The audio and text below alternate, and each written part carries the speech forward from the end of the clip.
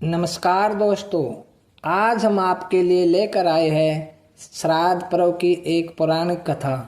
शास्त्रों में वर्णित श्राद्ध पर्व की पौराणिक कथा के अनुसार जोगे तथा भोगे दो भाई थे।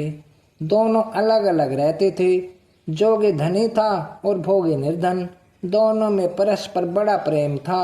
जोगे की पत्नी को धन का अभिमान था, किंतु भोगे की पत्नी बड़ी सरल हृदय की थी। पितरपक्ष आने पर जोगे की पत्नी ने उससे पितरों का श्राद्ध करने के लिए कहा, तो जोगे इसे व्यर्थ का कार्य समझकर टालने की चेष्टा करने लगा। किंतु उसकी पत्नी समझती थी कि यदि ऐसा नहीं करेंगे तो लोग उन्हें बातें बनाएंगे। फिर उसे अपने मायके वालों को दावत पर बुलाने और अपनी शान दिखाने का यह उचित अवसर लगा।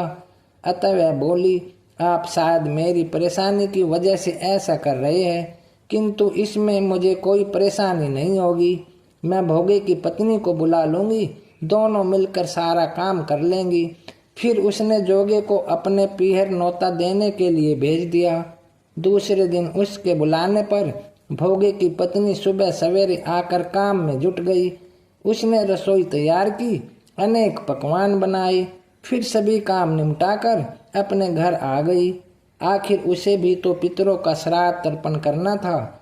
इस अवसर पर न जोगी की पत्नी ने उसे रोका, न वह रुकी। सिगरी दोपहर हो गई।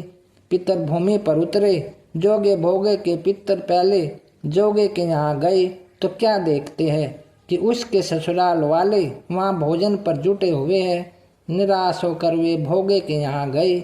वहाँ क्या था, माता पितरों के नाम पर अग्यारी दे दी गई थी। पितरों ने उसकी राख चाटी और भूखे ही नदी के तट पर जा पहुँचे। थोड़ी देर में सारे पितर इकट्ठे हो गए और अपने अपने यहाँ के श्राद्धों की बड़ाई करने लगे। जोगे भोगे के पितरों ने भी अपनी आप बीती सुनाई। फिर वे सोचने लगे, अगर भोगे समर्थ होता तो शायद उन्हें भूखा न रहना पड़ता, मगर भोगे के घर में तो 2 जून की रोटी भी खाने को नहीं थी। यही सब सोचकर उन्हें भोगे पर दया आ गई। अचानक वे नाच नाच कर गाने लगे, भोगे के घर धन हो जाए, भोगे के घर धन हो जाए। सांझ होने को हुई। भोगे के बच्चों को कुछ भी खाने को नहीं मिला था। उन्होंने माँ से कहा, भूख लगी है। तब उन्हें टालने की गरज से भोगे की पत्नी ने कहा, जाओ, आंगन में होदी औंधी रखी है, उसे जाकर खोल लो और जो कुछ मिले बांट कर खा लेना। बच्चे वहाँ पहुँचे तो क्या देखते हैं कि होदी मोहरे से भरी पड़ी है। वे दौड़े दौड़े माँ के पास पहुँचे और उसे सारी बातें बताई। आंगन में आकर भोगे की पत्नी ने यह सब कुछ देखा तो वह भी हैरान रह गई। इस प्रकार भोगे भी धनी हो गया, मगर धन पाकर वह घमंडी नहीं हुआ। दूसरे साल का पितर पक्ष आया। श्राद्ध के दिन भोगे की स्त्री ने 56 प्रकार के व्यंजन बनाए। ब्राह्मणों को बुलाकर श्राद्ध किया, भोजन कराया, दक्षिणा दी।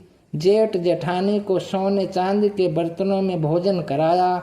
इससे पितर बड़े प्रसन्न तथा तृप्त हुए। तो दोस्तों, ये थी पितर पक्ष की एक कहानी। कैसी लगी कमेंट करें, और अच्छी लगी तो कृपया लाइक और सब्सक्राइब अवश्य करें।